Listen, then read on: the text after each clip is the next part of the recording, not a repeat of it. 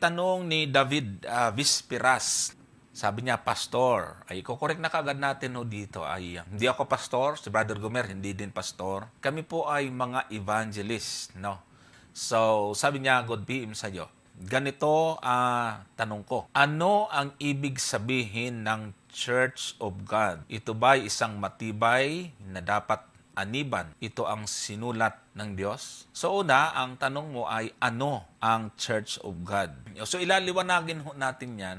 Sasagutin ko po muna yan bago natin putahan yung pangalawa kung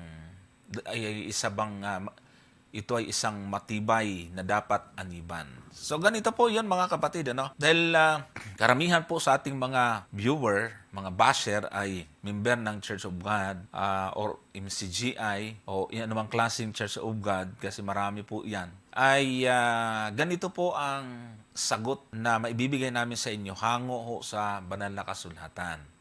Kung atin pong titingnan mabuti, yung pong pagkasulat o mga talata na doon natin mababasa yung word na Church of God, ay iisa po ang taong sumulat nito, si Apostol Pablo. So ngayon, ang masasabi natin, ito pong term or word na Church of God ay ito po ay isang description of ownership. Ibig sabihin nito ay pagkakakilanlan kung sino ang may-ari or designation of ownership or description.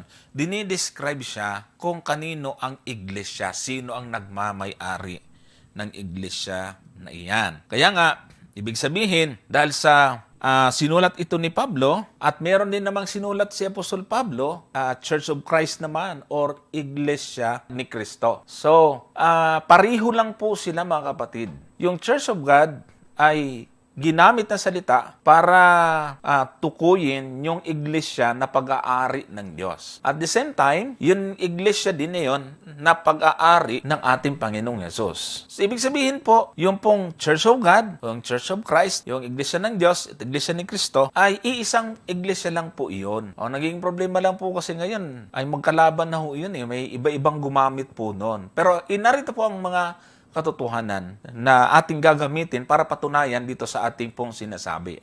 Bakit ko nasabi na ang Iglesia ng Diyos or Church of God at Church of Christ ay description of ownership at iisang grupo?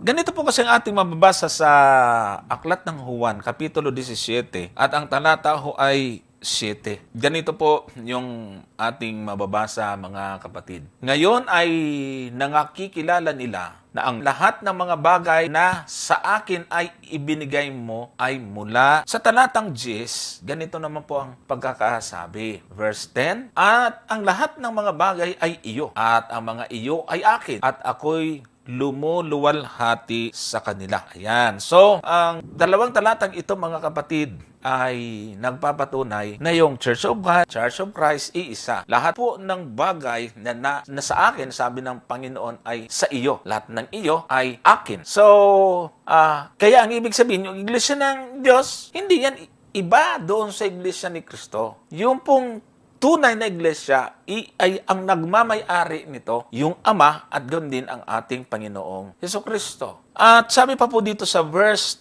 21 ay ganito. Tingnan niyo po mga kapatid. Upang silang lahat ay maging isa na gaya mo, Ama, sa akin at ako'y sa iyo na sila na may sumaatin upang ang sanglibutan ay sumampalataya na ako'y sinugo mo. So makikita ho natin dito na yung dinadalangin ng ating Panginoon ay yung mga alagad na gaya mo sa Ama sa akin at ako'y sa iyo na sila na may sumaatin. Pansinin po nyo yun Ito po yung iglesia, ito po yung mga alagad. Actually, pag binasa po natin yan, hindi lang yan mga alagad, kundi buong church o buong mga mananampalataya. Ang iglesia ay sumaatin. O, ibig sabihin, silang nagmamay-ari, no? So, yan po ang unang punto na ating masasabi po dyan. Kaya nga, hindi nakakapagtaka, mga ginong taga-subaybay, na itong iglesia ng Diyos ay ito din ang iglesia ni Kristo. Ang katunayan ay mayroon pong binabanggit sa atin sa unang Tesalonica 2:14 na ganito, sapagkat kayo, mga kapatid, ay nagsitulad sa mga iglesia ng Diyos na nasa Hudiya kay Kristo Jesus. Napansin po ninyo, mga kapatid? Yan. Pinagsama na niya dito yung iglesia ng Diyos at iglesia ni Kristo. Ito yung mga kapatid sa pananampalataya na nasaan? Nasa Hudiya. Iglesia ng Diyos na nasa Hudiya kay Kristo Jesus, sapagkat nagsisipagbata naman kayo ng inyong sarili, mga kababayan, gaya naman nila na mga Hudyo. Yan, isa pang bonus dito, mga kapatid. Yung iglesia ni Kristo at iglesia ng Diyos ay binubuo ng mga Hintil at mga Hudyo. So, ang problema po, mga kapatid, dahil sa iba ho ang naging interpretation at marahil ay isa pong strategy na nakita nila para madaling mapaniwala ang tao, ay nagkanya-kanya pong kuha para angkinin na sila yung may-ari ng pangalang iyon. Ang masaklap ho dito ay magkaibang grupo yung gumamit ng iglesia ng Diyos at gumamit ng iglesia ni Kristo. Samantalang iisa ang sumulat niyan, si Apostol Pablo. Kumbaga, yung malinis na intention at dahilan ng paggagamit ng salita ni Apostol Pablo, napasama ho, mga kapatid, dahil naging mortal hong magkaawa yan, na iisang iglesia naman ang totoong pinatutungkulan ni Apostol Pablo. So, makikita po ninyo yung iglesia ni Kristo na sinulat ni Apostol Pablo sa Roma 16:16 ay ganito ang ating mababasa, mga kapatid. Ano ho ang nakasulat dyan? Mangagbatian kayo ng banal na halik. Binabati kayo ng lahat ng mga iglesia ni Kristo. Pansinin po ninyo, bakit binabanggit po dyan na magbatian kayo ng banal na halik? Binabati kayo ng lahat ng mga iglesia ni Kristo. Ito po ay, ang tinutukoy dito mga iglesia ni Kristo, ito yung mga mananampalataya na tinatawag din naman na iglesia ng Diyos. Sila din po yung nasa unang Korinto 1, talatang 2. Na ganito naman po ang pagkakasabi ni Apostol Pablo, mga ginigil na taga-subaybay. Unang Korinto 1, ang talata ay 2. Sa iglesia ng Diyos na nasa Korinto. Ayan. So, pansinin po ninyo, mga kapatid, naka-small letter yung iglesia. Binabanggit dito yung iglesia na pag-aari ng Diyos kung nasaan. Nasaan sila? Nasa Korinto. Sa makatwid bagay, sa mga pinagpaging banal kay Kristo Jesus. Napakalinaw po, mga gil na taga-subaybay, naiisa po talaga ang iglesia ng Diyos at iglesia ni Kristo. Kaya kung ang tanong ni David Vespiras ay, ito ba'y matibay na dapat aniban? Kung yung interpretation po ninyo ngayon ang susundan, kaya alin ba ang dapat aniban? Iglesia ni Kristo, iglesia ng Diyos. Magkahiwalay ngayon yan . Di ba? Paano? Malito na po tayo. Kaya nga, ating nililinaw po ngayon dito kung ano po ang dapat po natin maintindihan. Ano pong sabi? Ulitin ko, sa iglesia ng Diyos na nasa Korinto, sa makatulibagay, mga pinapaging banal kay Kristo Jesus na tinawag na mga banal, nakasama ng lahat ng mga nagsisitawag sa bawat dako sa pangalan ng ating Panginoong Hesukristo na kanila at ating Panginoon. Ito po ang napakaliwanag, mga kapatid at mga taga-subaybay, na patunay na marami ho ang nagkamali sa ating kapanahunan. Dahil nga siguro sa gustong maging maganda ang dating ng pangalan ng kanilang iglesia, ay namulot ho ng talata at ginawa po itong pangalan. Sabi naman po dito sa unang Korinto 11, talatang 22. Wala baga kayong mga bahay na inyong makakanan at may inuman o niwawalang halaga ninyo ang iglesia ng Diyos at hinihiya ninyong mga wala ng anuman? Anong aking sasabihin sa inyo? Kayo bagay aking pupurihin sa bagay nito o hindi ko kayo pinupuri? So nakita niyo po, andyan uli yung salitang iglesia ng Diyos.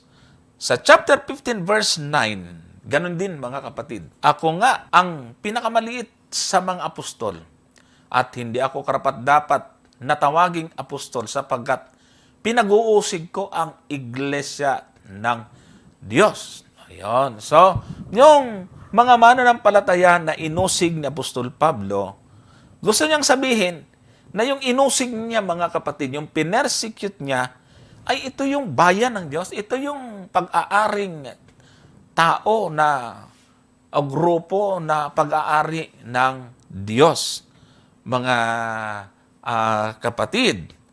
Kaya nga, kahit na hindi na po natin basahin, marami pa po niyan, tulad ng nasa Galatia 1:16, pero ganun pa rin ang ibig pong sabihin. So binanggit po natin itong mga talatang ito para mapatunayan po, mga kapatid. At kung inyo mapapansin, yung bawat banggit ho ng talatang iglesia ng Diyos ay small letter po yung iglesia. Hindi nakaka-capital letters. Mamaya explain po natin yan. Ano ang katunayan na ito ay hindi pangalan? Kasi sabi natin kanina, ito ay description of ownership. Dinidescribe kung sino ang may-ari nito. So ano po ang magagamit natin talata bilang patunay? Diyan po ulit sa unang Korinto, chapter 14, verse 33. Sapagkat ang Diyos ay hindi Diyos ng kaguluhan, kundi ng kapayapaan, gaya ng sa lahat ng mga iglesia ng mga banal. Ito pong isang iglesia pa nito, na iglesia ng mga banal, ay meron din pong gumamit ho nito Naging tatlo na. Iglesia ni Kristo, iglesia ng Diyos, iglesia ng mga banal. Pare-parehong totoo ito Pero ang problema, hindi na mapapayag ang iglesia ng Diyos na totoo din yung gumamit ng iglesia ng mga banal. Lalo naman hindi papayag ang iglesia ni Kristo na ang tunay ay yung iglesia ng mga banal at ang iglesia ng Diyos. Bagaman meron po silang pinapaliwanag, naiisa lang yan.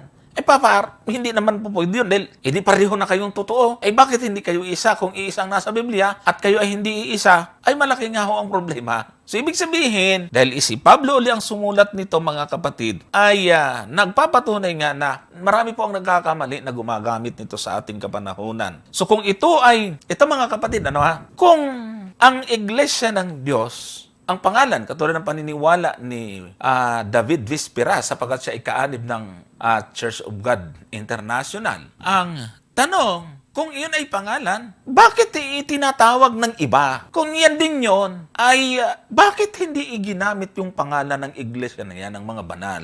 Napansin niyo po yon?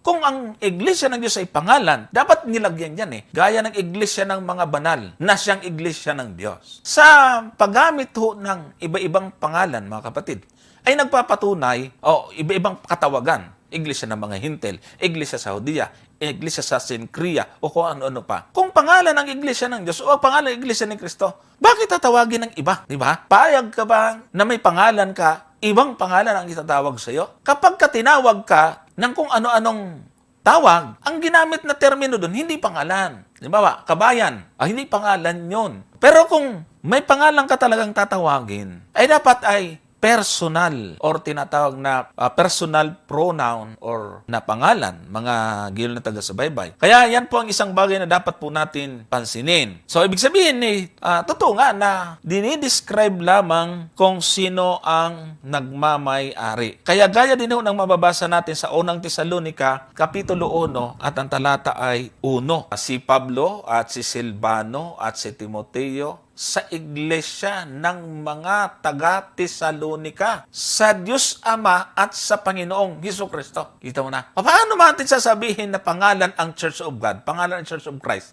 Kung tawagin ni Apostol Pablo ay wala naman sa pangalan. Sumain niyo nawa ang biyaya at kapayapaan. Kaya nakikita ho natin dito na, pasensya na po, may sablay ho doon sa pag-aagawan. Linalait pa nga tayo Kung kayo ang tunay na iglesia, bakit iba ang pangalan ninyo? Ang ipinanglalait ho, pinangkukutya niya sila sa atin, ay yung bagay na hindi ho nila naintindihan. Kaya nga, inuunawa na lang po natin, mga kapatid, ang mga ganoong pangangatuwiran, ibig sabihin ay kailangan pong maturuan sapagkat hindi nila alam ang kanilang sinasabi. Naku, napakarami na po natin nakikitang comment dyan. Bakit wala akong nabasang Seventh-day Adventist sa Biblia? Kasi nga, naturuan po na mindset po sila na yung ginamit nilang pangalan na pinarehistro ay pangalan nga or proper name, mga kapatid. So, hindi po kasi ganoon ang ibig mong sabihin ng mga talatang ito. Kaya dito, pinapaliwanag ni Apostol Pablo na iisa ang may-ari ng church na yon. na yung church or yung isang pulutong na yon ay naroon sa Tesalonica. Kung ang pulutong na yon ay Church of God, dapat binanggit ho ni Apostol Pablo ito. Bakit ang pagkakabanggit ay yung lugar kung nasaan yung iglesia na pag-aari ng Diyos at ng Panginoong Hesukristo? Nakita po ninyo mga kapatid. Ano ang patunay na hindi ito pangalan mga kapatid? Binabanggit na ho natin ito kanina sapagkat ito po ay ang nagsisimula sa small letter. Maliit na titik. Ibig sabihin po nito ay common name. Pag sinabing common name, hindi ho ito proper name or personal name. Pangalan siya pero hindi siya naka-specific sa iisang may-ari. So tingnan po ninyo ang meaning. Ayon po sa online dictionary. Kahit i-type lang po ninyo, the difference between common and proper noun or proper name. Ito ang lalabas. The difference between common and proper noun is that common nouns refer to general things like a city or a mountain, and proper nouns refer to a specific name, things like Chicago or Mount Kilimanjaro. Proper nouns are always capitalized and common noun are only capitalized at the beginning of sentences. So, yun ho mga kapatid. Yung pong binabanggit sa banal na kasulatan, mga gil na taga-subaybay ay small. Lalo na po, small letter ang nakalagay. Ibig sabihin ay hindi po siya pwedeng gawing proper name. Magkakamali po, mamamali po yung intention ng author kasi hindi yun ang gusto niyang sabihin. So, halimbawa, ng description of ownership na sinasabi po natin, Church of God or Church of Christ o Iglesia, nasabi po natin, halimbawa po ng description of ownership. Halimbawa, sasakyan ni David Bisperas. Ang tanong, pangalan ba yon, Brother David? Pangalan ba yung salitang sasakyan, car of David or David Bisperas? Pangalan ho ba yon ang sasakyan nyo? Siyempre hindi po, mga kapatid. Halimbawa, ang pangalan ng sasakyan mo ay ang brand, Toyota Hilux GRS. Ayan, 2024 edition or model. So, hindi ho yun ang pangalan ng sasakyan mo. Hindi yun. Kundi yung model, ayun po ang magsisilbing pangalan niya. So, ganun po mga kapatid at mga taga-subaybay. Kasi kung gagawin mo ngayon na pangalan, yung salitang sasakyan mo, ayun ang pangalan niya, ay, ang tanong, anong pangalan ng sasakyan mo? Ay, basta, sasakyan ni David Bisperas. Wala kang mabibiling ganun sa mga tindahan ng mga sasakyan. Kasi description lang yun kung sino ang nagmamay-ari nun. Wala pong, halimbawa ay sapatos ni Johnson. Maghanap ka po ng mga tindahan ng sapatos. Wala kang magigitang ganyang pangalan ng sapatos. Wala. Yun. Halimbawa ay Adidas. Rubber shoes, Adidas. Yun po ang pangalan. Marami kang makikitang ganun, mga kapatid. Kaya nga, yung pagkakakilanlan, ito ho, mga kapatid, ang tanong ay, kung ganun, ay ano ho ang pangalan na ginamitan ng proper or ng capital letter sa unahan, sa banal na kasulatan? Ay wala pong iba tayong maituturo kundi yung nasa 11:26 ng Aklat ng Gawa. At nang siya'y kanyang masumpungan, ay kanyang dinala siya sa Antioquia at nangyari na sa buong isang taon, sila'y nakisama sa iglesia at nagsipagturo sa maraming tao at ang mga alagad ay pinasimulang tawaging mga Kristiyano. Yung Kristiyano, naka-capital C. Yung Kristiyano na yan, tinawag pong iglesia. Tinan nyo bandang kalagitnaan, sa buong isang taon siya'y nakisama sa iglesia. Ngayon, ano pangalan ng iglesia na yon? Doon pa lamang po sila tinawag na Kristiyano. Hindi ho po pwede na mauna muna ang pagalang iglesia ng Diyos bago tinawag na Kristiyano. Hindi po pwede yon. So dito ay tinawag na silang iglesia. Pagkatapos, dahil sa mga alagad, ang mga nangunguna, pinamisimulang gamitin ang salitang Kristiyano. Hindi ho sila ang pumili ng salitang Kristiyano, kundi kusang itinawag po ito sa mga alagad sa lugar ng Antioquia. Hindi ho sila nag-meeting para pagkasunduan kung ano ang ipapangalan sa kanilang samahan. Walang ganon. Kasi kung titignan mo po yung konteksto po niyan, nababanggit na ho namin ni Brother Gomer yan, ang mga tumawag sa kanila, hindi naman nila mga kasamahan. Tinawag lang sila ng nakakawitness sa kanilang mga tao na ito ay mga Kristiyano. Dahil nga sa nakita po nila na sila po ay mga tagapagtaguyod o tagasunod ng ating Panginoong Hesus Kristo.